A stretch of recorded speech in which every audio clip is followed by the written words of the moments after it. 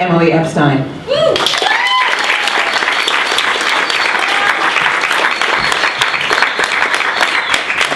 Very carnivorous. Ha! 16 years going weak. I am really hungry, seriously.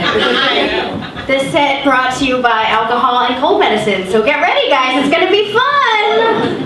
I saw the most beautiful New York moment recently. I was on the train in the morning on the way to work, and this guy was leaning against the door, and he was pretty obviously drinking rum. But it was in a Dwayne Reed bag, so obviously he was trying to be a little bit classy about it. And standing right next to him was this woman and her like 5-year-old child, and he noticed that this man was drinking rum and pointed at him. And the man drinking the rum offered to share some. I don't know where we get the reputation that we're not givers, because New Yorkers are amazing, amazing people. I had a weird dream recently. I'm not proud of it. I dreamed about Justin Bieber. I am a 12-year-old girl. Actually, I'm probably like a 9-year-old girl, because it wasn't a sexy dream. We were just hanging out as friends.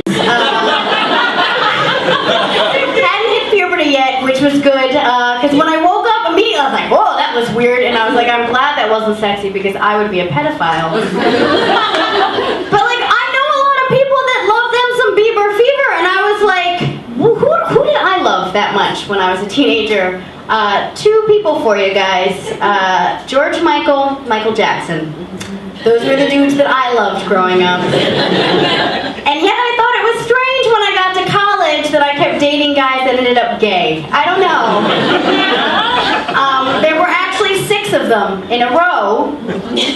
True story. And if you don't know the protocol, because there is protocol and it happens that much, you get a nickname. That's what happens. My friends called me the Rainbow Gate. Because I was a learning tool for the gay community people. I kind of looked at it as my community service. Some people are like, I'm going to do Habitat for Humanity. I'm like, I did it Friday and Saturday. I got my time in. I need a protein shake, because I am not getting any. Oh, that was disgusting.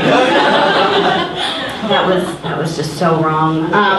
I've been really fortunate. I've gotten to do a lot of traveling, and I've noticed that the things that I can get when I'm traveling very easily, I crave when I come home. Like when I came back from Spain, I wanted that really good gazpacho you can't seem to get around here. And when I came back from France, I wanted that like stinky cheese that smells like it's been fermenting in someone's shoe. I did. It's delicious. And when I came back from Brazil, I could not stop craving hookers. It was so weird, just really uncomfortable. I think it's because they're just so beautiful and they work during the day. They're day workers. But they're lovely. And it was weird because I was on vacation with my parents actually, and a woman propositioned my father in the middle of the day, and he was so flustered by her that he actually said, "Oh, no thank you, maybe later." And my mother was like, "No, Saul, not later." Because Saul is his name. And not later because they're married. That's why that happened. They speak Portuguese there, but I have to say I have a real soft spot in my heart for Spanish. I think Spanish is a delightful language, and everything sounds better in it. Like, say for instance, okay, you're in bed with your guy, right? And he whispers in your ear, "I'm mommy." That is adorable, okay? That is almost Precious before the movie Precious ruined the word precious. It's that kind of precious, okay? I'm very angry about that. But like, say that same guy were to whisper in your ear, "Oh, mother." You're like, you know what, Oedipus? I don't think this relationship is working out. Perhaps we should call your mother. I think that's what we should do. I realized something very amazing to me. I'm going to blow your mind, so prepare yourselves. I realized recently that men and women are different. Oh my God, it's true. Look around, people. We're not the same. We're not. Here's how I figured it out. I'm a little slow. That's why it's taken me so long to figure these things. I was at a cafe during the day, and this girl was napping gently against the wall, because sometimes you get tired. You need a power nap. I understand that. There were these two guys that saw this, and I guess one of them didn't know how to whisper, because he said to the other guy, "Wow, I totally want to wake her up by sticking my dick in her ear." Yeah, oh yeah. My first reaction was ew, because I'm an American, and my second reaction was, if that was my alarm clock, I would not hit snooze. Because there's actually not a snooze button on the penis. You can look underneath. I've checked. You're welcome. Not possible. And that's how I realized that we are so very different. Women don't think to use their body parts for things other than what they're intended, okay? Like, for instance, I've never been at, say, a family dinner. Things got a little quiet, and thought to myself, do you know what this party needs? For me to stick my breast in the mashed potato. Aunt Selma loves it when I do that. And because she's 95 years old, every time is like the first time. You can have that one, guys. Please try that at home. Or don't. So I have a boyfriend. Sorry, ladies.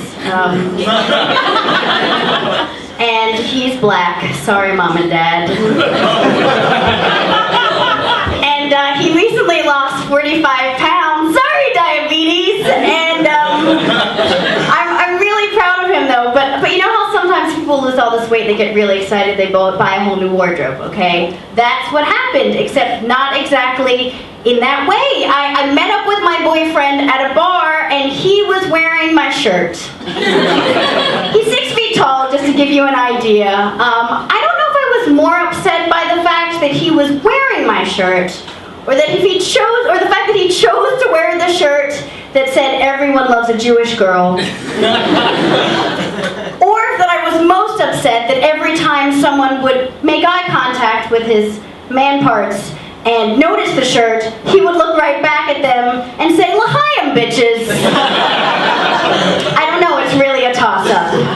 Also, we live in Brooklyn and Crown Heights, where a lot of Caribbeans and Jews live, and it's not really good for the racial relations when you end any Hebrew with bitch. They don't like that. Also, there are landlords, so there's that whole aspect. I have a day job because this is incredibly lucrative here. And I work in book publishing, and I can't help you put out your book. And I've been editing this line of books by a rapper, some street lit. I don't know if you guys are familiar with how the rap game works, so I'm going to break it down for you. Basically what happens is you drop a hot album, then you get an endorsement, water, sneakers, something like that, and then you promote literacy. That's how rapping works. So, go forth and prosper. But I was working on this line of books, and I am not a snitch, so I am just going to call him $60.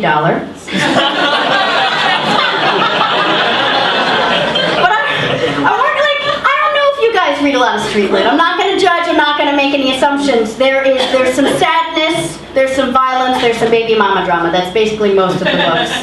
And from working on like 6 of these in a row, it really started to affect me. And I turned in the last job, and my boss calls me into his office, and he's like, "I want you to know, you're getting very aggressive with your comma use." And I was like, "Really? Because you should see how I'll fuck up a semicolon, son!"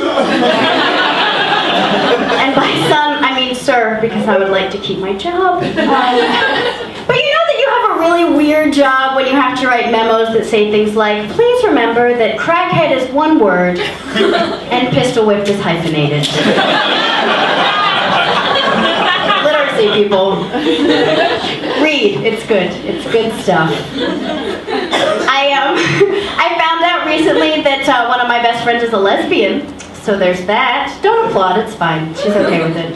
But I met her girlfriend. They're very adorable together, and they are also exactly the same size. They wear the same size shoes. They also wear the same size clothes. And I was like, you know what? That is the way to get over the recession, guys. Partner up, double your wardrobe. That's how you do it. Also love each other. That's important too. But I was like, you know what? I think I could maybe do this for the right reasons, but it would depend how I was approached, you know? Like, if some girl came up to me and she was like, hey, nice shoes, wanna fuck? I'd probably like curl into a ball and cry a little bit. But if some girl came up to me and she's like, I like your blouse, what are you, a medium? You're very cute. I think I could fall in love. What worries me the most about that joke, and there are a lot of things, but the biggest issue was that I just said blouse. Which would mean that if I was a lesbian, I would obviously be a cougar lesbian. And I would walk up to women and say things like, hey, I like your dungarees.